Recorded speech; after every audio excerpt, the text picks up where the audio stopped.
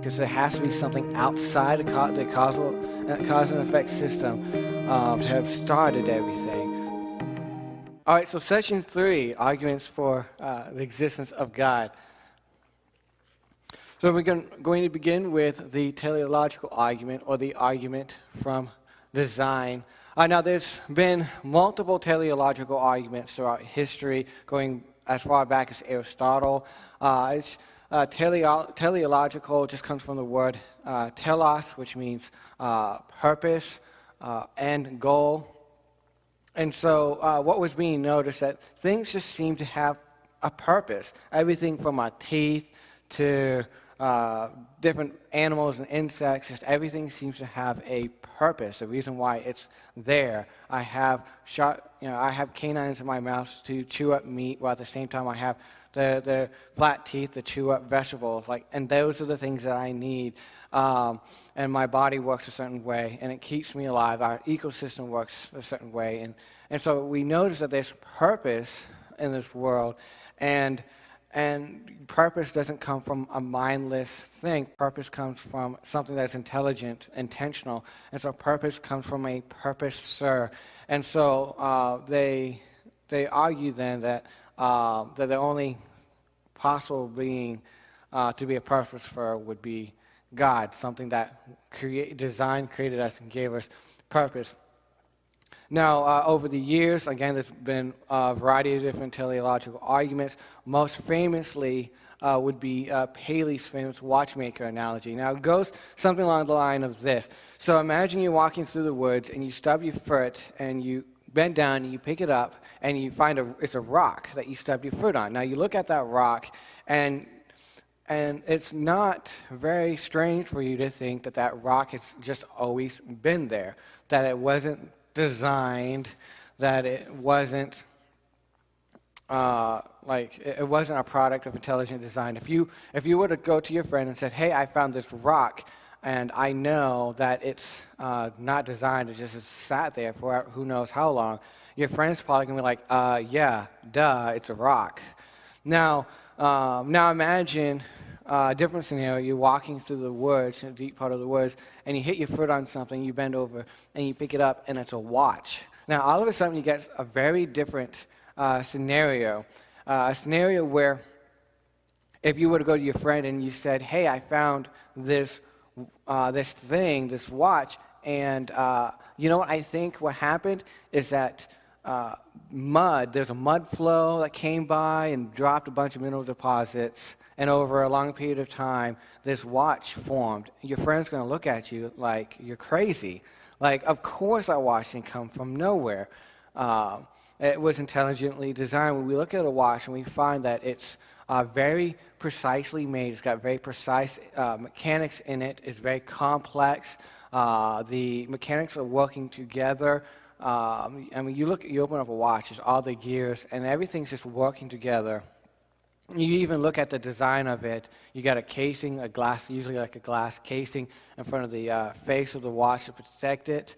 And what do you know? The numbers and the arrows on the watch seem to correspond with the actual time of day. And so you look at this and you find this very complicated mechanism all for a singular purpose as it is. So it's a complicated mechanism, but it's all working for one singular purpose, and that is to tell time. And we look at that and we say that's obvious market design. We are really great at determining design, like finding design.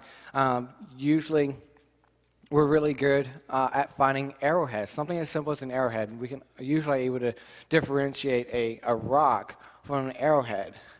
We see that design, the purposefulness in that arrowhead. We look at cave drawings and be able to know. I mean, how many archaeologists have you watched on TV, or I imagine most of us are watching them on TV, not many of us gone on archaeological digs, and found a simple tool or a simple cave drawing, and the archaeologist says, "Oh, forget that, that's not part of an ancient civilization, that was just kind of put together through time and wind and paint, get caught in the wind or whatever." No, like something as simple as a very, very rudimentary, simple tool we get excited. We're like, this is a sign of an ancient civilization. This is a sign of intelligence. We get excited because we see and we recognize design and intelligence and intentionality in things.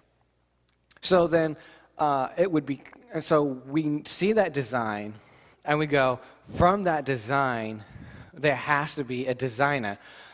Just like we look at a painting, like a Mona Lisa, for example, when we say, we know that painting had an artist. We know that Jumbo 747 jet out there, not actually out there, but just to pretend it's out there, wasn't put together because a tornado came through a trailer park, and it just happened that it came together and the chaos and the pieces and everything like that. We look at the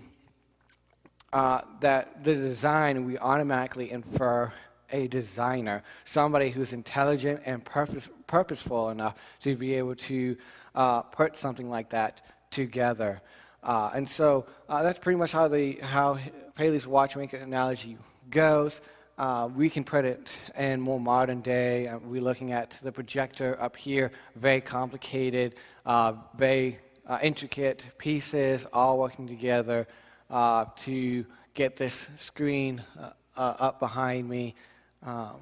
And so, likewise, so we see all these signs of design, and we infer a designer, and this seems like to be a very rational decision, inference.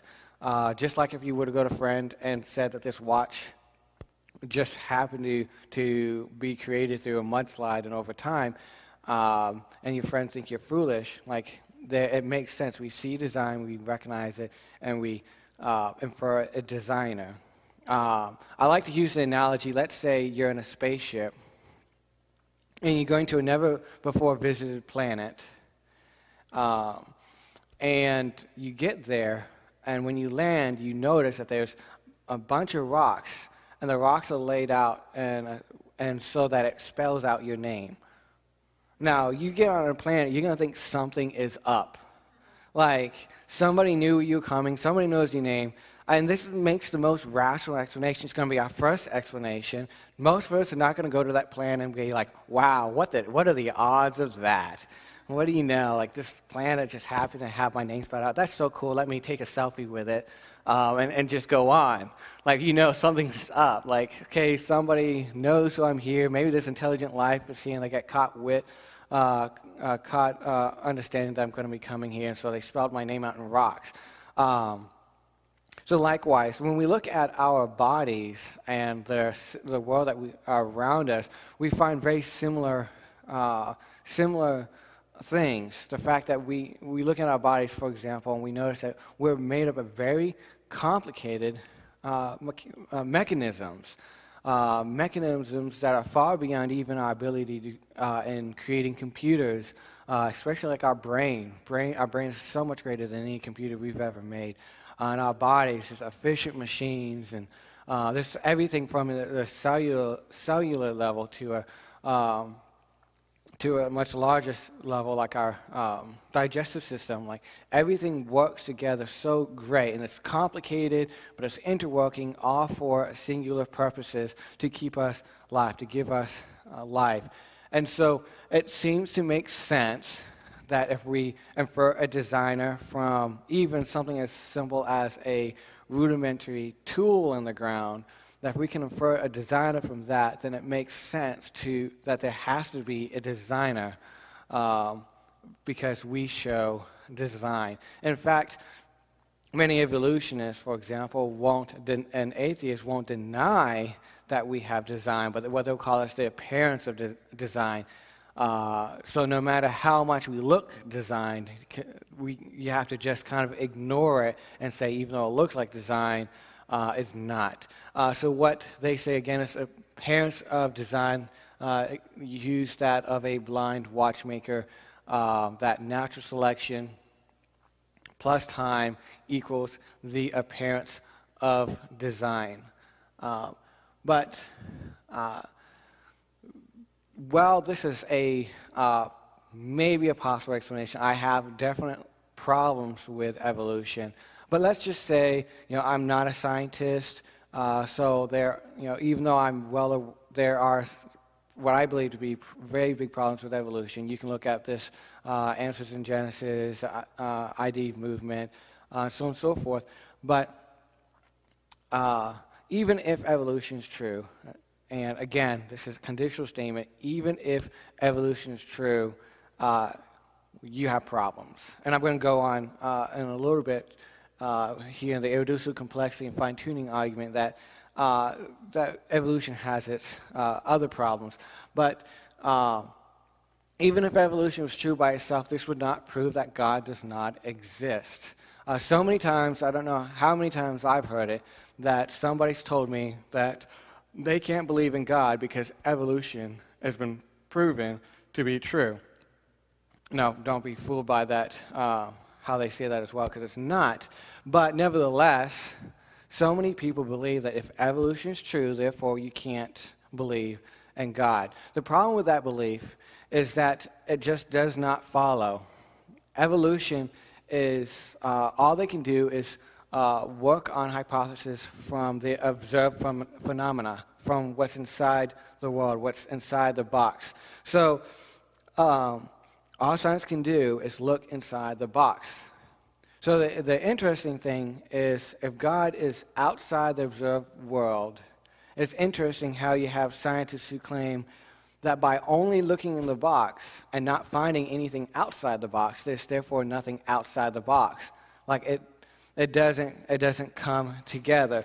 In order to make evolution say that there's no God, you have to include a philosophical position that is of naturalism. Now, naturalistic, unguided evolution, if that were proven to be true, there would be no God. The problem is that you cannot prove that evolution was unguided. That is what's called a metaphysical claim. Naturalism is a metaphysical claim that everything there is just nature, that there's no hand in evolution, that it's completely unguided. And unfortunately, our scientists usually aren't great philosophers. More than likely, most scientists have only gone through an introductory philosophy class. So they're really great scientists. They just don't realize when they've crossed out of science and into philosophy. So when you have someone like a science teacher, so on and so forth, I had this in high school where the teacher was using evolution as proof that God did not exist. That just does not follow. When you deal with evolution, again, I don't believe that evolution is a credible scientific theory, but nevertheless, when you're dealing with does God exist or not, the only way you can get to God does not exist is through a philosophical claim. So if you don't accept a philosophical claim, and you're just convinced by evolution that evolution is true, you don't have to give up the existence of God. The only thing that you may have to do is you're going to have to do with Genesis. How does evolution and Genesis fit together? Now, there's plenty of people who say it doesn't fit together, but nevertheless, many people have. It's called theistic evolution. Many people have. But what's important here is what we find is that evolution cannot disprove the existence of God. In fact, what we find in some cases that if evolution was true, it could only happen if and by God. So irreducible complexity, that is the idea that there are mechanisms in our bodies that are so uniquely complex that they don't work unless all the parts are there. This is kind of a lot like a mousetrap. You take a piece of a mousetrap away, it doesn't matter what piece it is, it's not going to be able to catch your mouse and kill it. And so we have many mechanisms within our bodies that work very similarly, that you take a piece of it away and all of a sudden it no longer works. Now this is important because how evolution works, it works through natural selection. Natural selection is gradual enhancements over time. So anything that doesn't work gets thrown out. So let's say you have something with regular fingers like this, but it's in the water and it needs to swim. If it doesn't have something, it doesn't involve something that allows it to swim, it's going to die. So natural selection gets that out. So let's say it involves maybe very small webbed fingers that allows it to swim. It doesn't swim that great, but at least it's surviving better than something that doesn't swim. And then more mutations occur, and it gets better webbed fingers, and all of a sudden it's a fin or whatever. That's what natural selection would argue. The problem with that is it requires the gradual improvements over time. But with an irreducibly complex mechanism, if you're missing just a single piece, it does not work. So prior to the so-called hundreds or thousands of improvements, it does not work. So if, for example, my eyeball is irreducibly complex, and I need my eye to see, but it only is going to work if all the pieces are together, then as soon as I get a piece of my eye but I still can't see, I'm dead. Natural selection takes me out. So I would never be able to live long enough, my descendants would never be able to live long enough with that partial eye to eventually have a full working eye. And so irreducible complexity, it shows that it's like evolution, at least with unguided natural selection, really is not possible with these particular mechanisms, or at least not likely. And then the fine-tuning argument, I love the fine-tuning argument. Has anybody seen one of these? Now, I don't have a lot of experience with one of these, kind of giving away a little bit of my age here. But what's popular about these TVs is the dials here, and how important it is with these dials. You have to have the dial just right to get the channel that you want and the volume that you want, so on and so forth. And many of them have dials to turn them on. There's also a lot of dials back there. The soundboard, you have to get them just right to get the volume and the sound that you want. And so the fine-tuning argument, the cool thing is it shows us that our universe is made up of all these very specific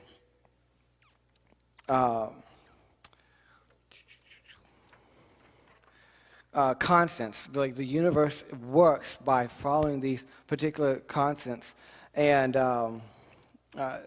according to Jay Richards, there's about 22 of them. And these constants are really, really cool.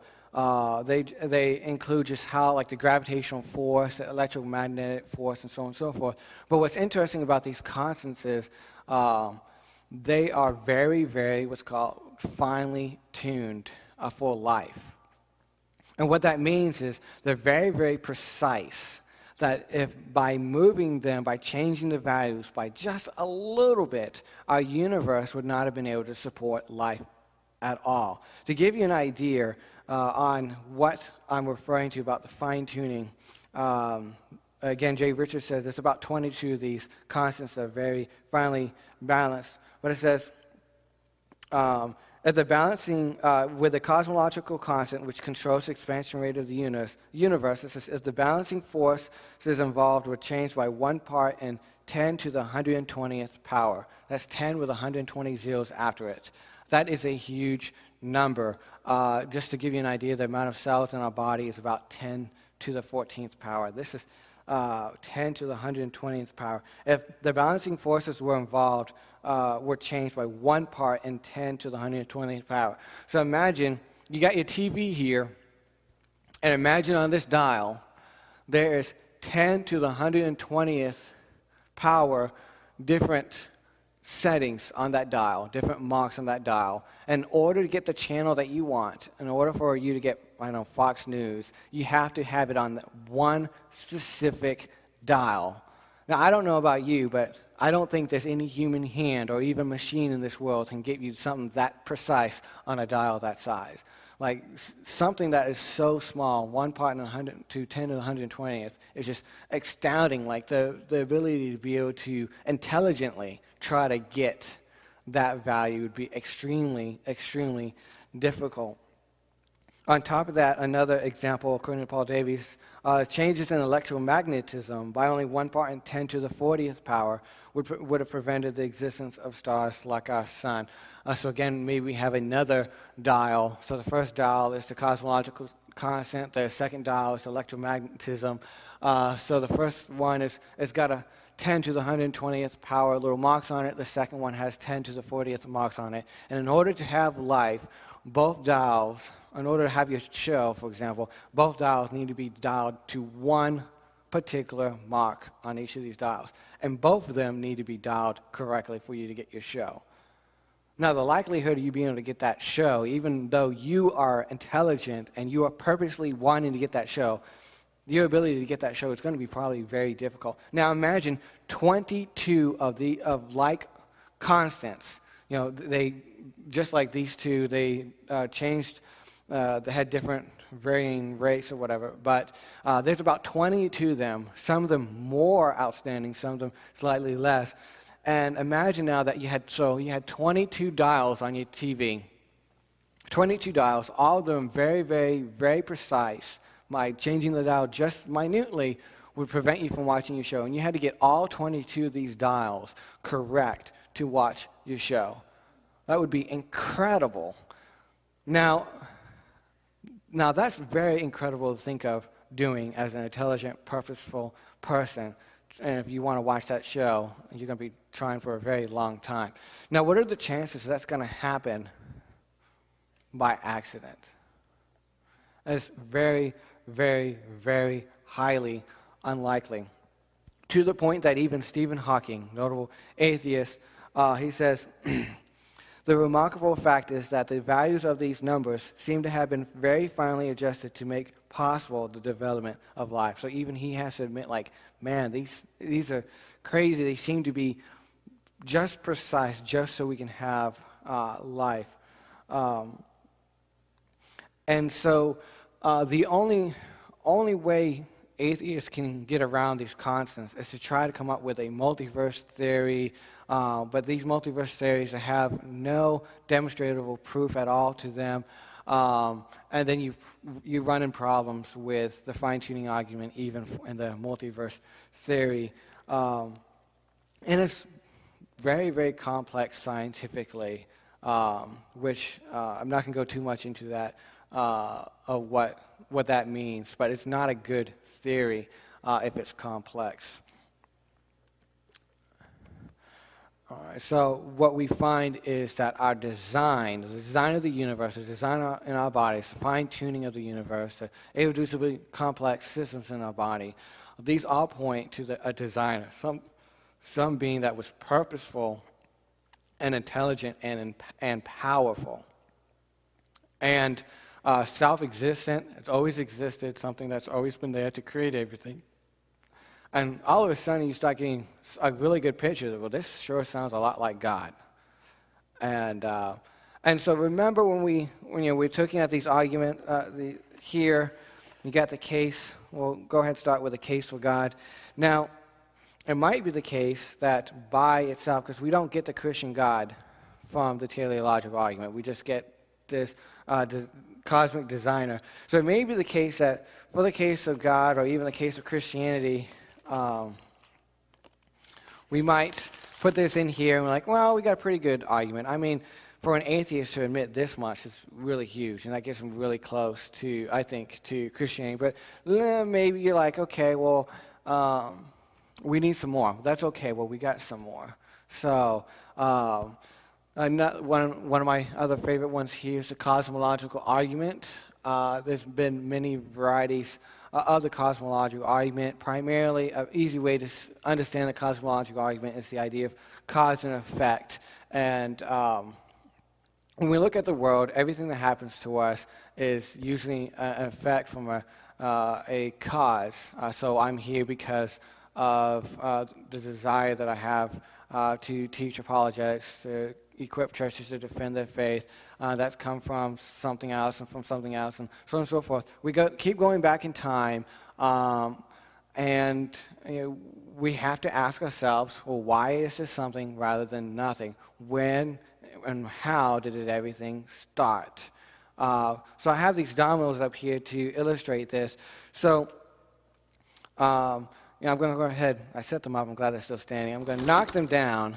And we saw how it started with this domino, knocked it down. And imagine this is passing time.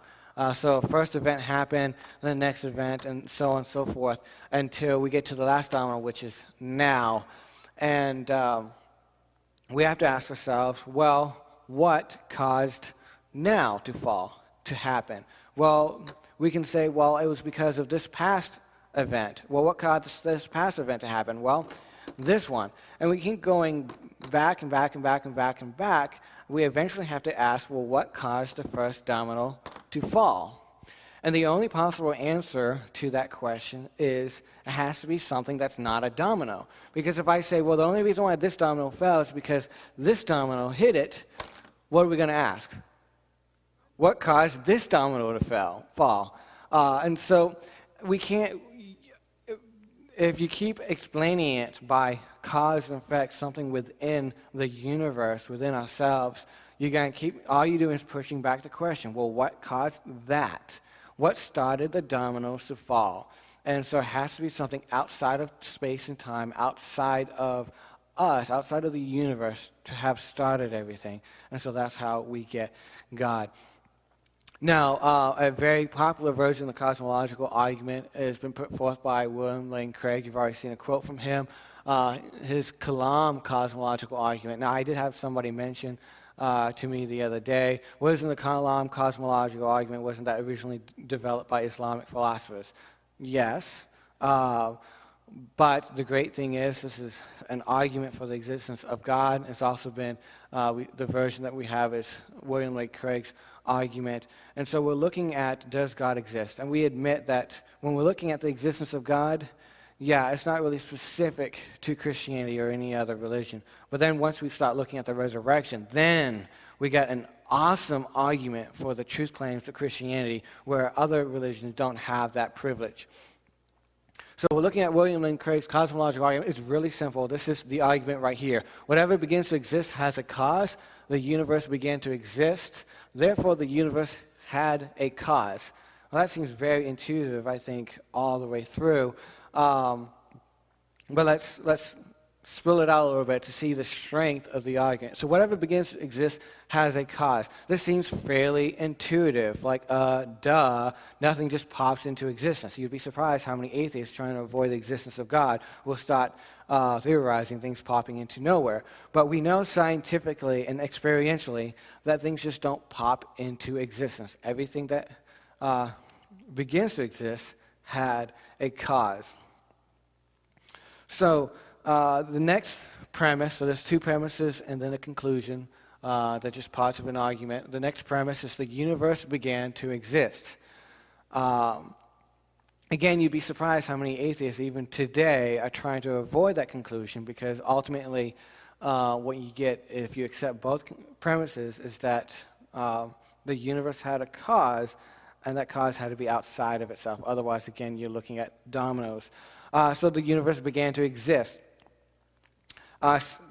There's scientific reasons and philosophical reasons. I'm going to give two scientific reasons. The first scientific reason is just in 1929, Edwin Hubble was able to demonstrate or show that the universe is expanding by looking at certain lights coming from like radiation coming from the universe. He was able to show that the universe is actually expanding and expanding at a very consistent rate. And because of that, all you have to do is you determine the rate of expansion, and then you just go back in time. Eventually, you follow the expansion of the universe. You can come to a very obvious conclusion that there was a point in which the universe began. Kind of like an explosion. That's why they call it the Big Bang. As Christians, we don't have to deny the Big Bang because I like how somebody said it. God spoke it and it happened. Bang, and it happened. So we don't have to be afraid of the fact that the universe is expanding. But we looked at that and we find that, man, the universe had a beginning. There was a point in time where the universe, there was nothing, or at least at one finite infinitesimal spot. And the funny thing is, prior to 1929, of course, there was some theorizing the beginning of the universe. But for the most part, prior to 1929, most scientists believe that the universe just has always existed forever and ever and ever. So, but however, Christians were saying, no, the universe had a beginning. And so this is kind of like a sort of conflict here. Christians were saying the universe had a beginning. Science was saying, no, the universe has existed forever. So what do you know? In 1929, scientists finally came to the conclusion, no, they were right. The universe had a beginning.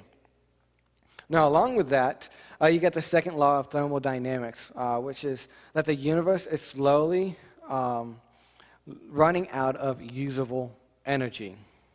And so we're running out of usable energy. So really easily, if we're running out of usable energy, let's just say we have enough energy in the universe to last 10 billion years. It doesn't matter what time span I provide. But if the universe has always existed, if the universe is eternity years old, well, let's just go back to the beginning of eternity, which there's no such thing, but let's just theorize that. So the beginning of the eternity, well, guess what? 10 billion years in eternity doesn't make a difference. So then we'd be out of energy a long time ago. So there has to be a time when the universe had all this started.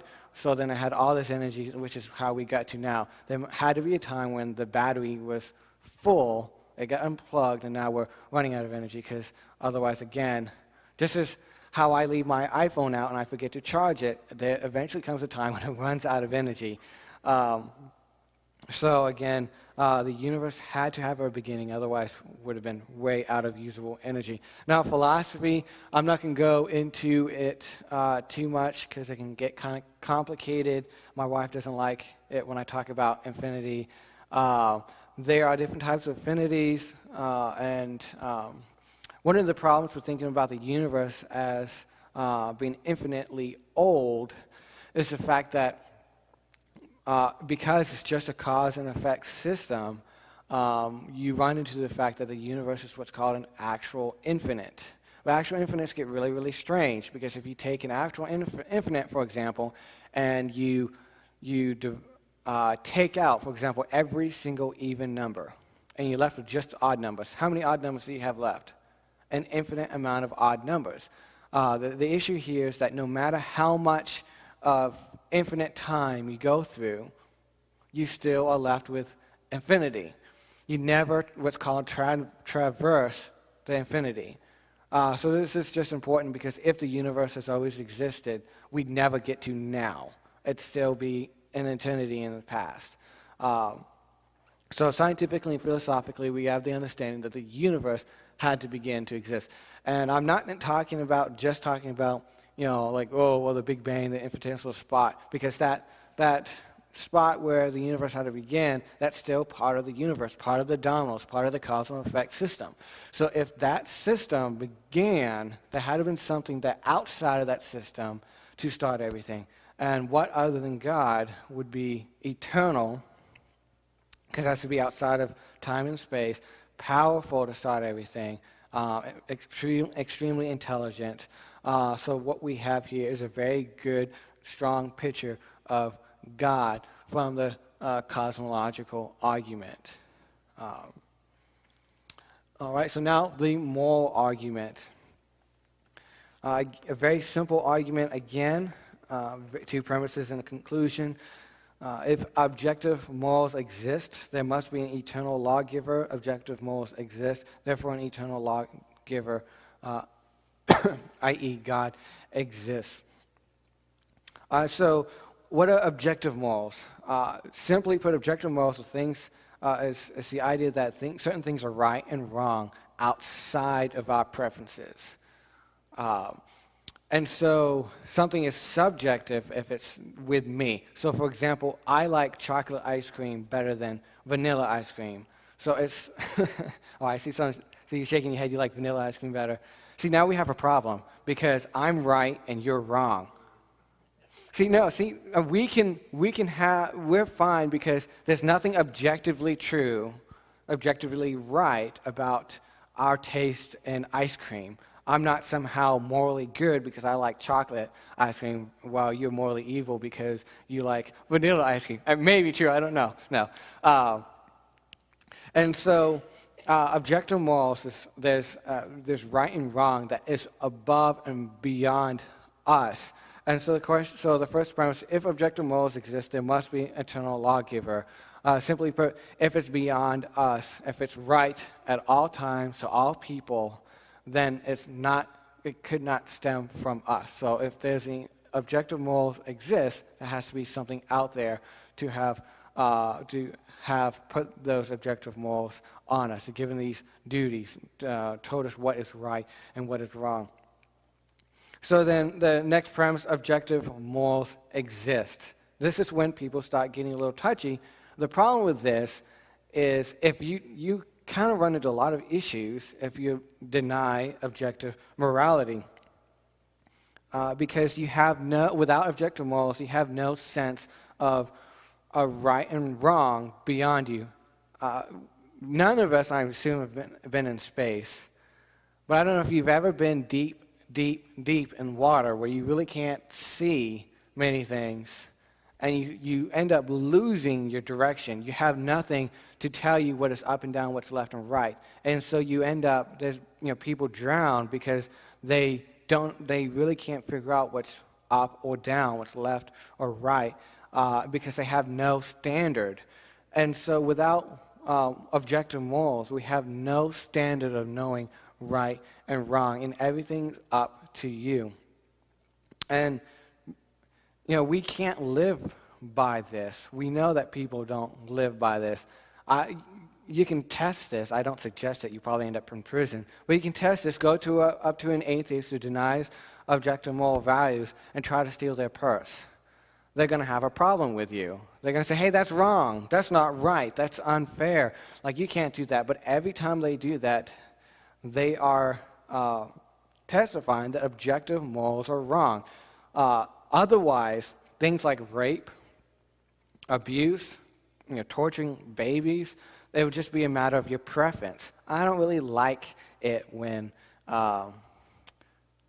people get raped or that babies get tortured. Like, that just sounds completely absurd. Like, our moral senses are tingling like, no, that you can't tell me that what Hitler did was just a matter of preference, that I just don't like it. Like, no, what Hitler did was evil.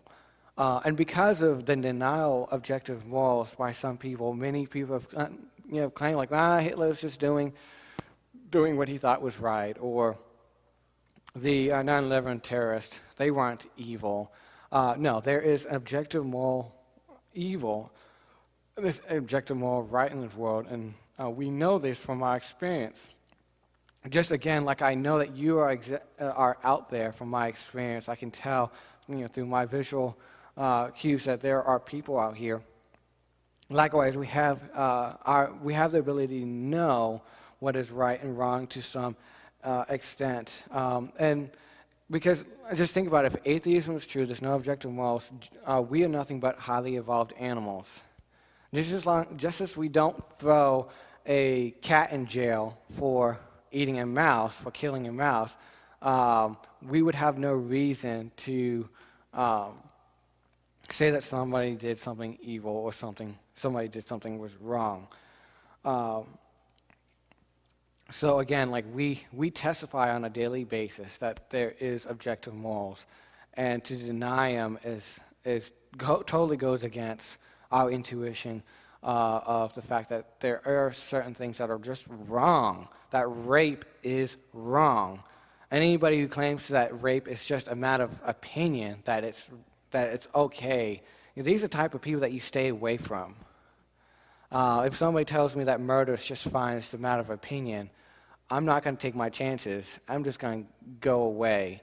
And so, again, if objective morals exist, there must be an eternal lawgiver. We find we are compelled to believe that objective morals must exist. Therefore, God must exist. There must be an eternal lawgiver, someone who's instilled these morals in us. And unfortunately, there are some people who are willing to bite that bullet, willing to bite the bullet, says no, objective moral values do not exist. And they're philosophers, and some of them say that everything is permissible, everything is fine. Basically, like, as long as you don't get caught, there's systems in the world and such to prevent evil. But then again, all of this is practical, and that just goes against all of our moral senses. And so we have really good reasons to believe in God. And so we have the cosmological argument, as we saw with that there has to be a God that exists because there has to be something outside the cause and effect system to have started everything. So, this is a pretty good argument that God exists. On top of that, we got the moral argument. The existence of moral virtues and moral evils, the objective morality, because we know these exist, there has to be a moral lawgiver. God has to exist. So we put that in our case for God. And then we looked at the teleological argument. We find that the obvious design within us, from including the fine-tuning argument and the irreducible complexity argument, compels us to believe that we are designed, and you can't have design without a designer. So God must exist. So I have a pretty strong case, I believe, that God does exist. So with that, we'll go ahead and end session 3.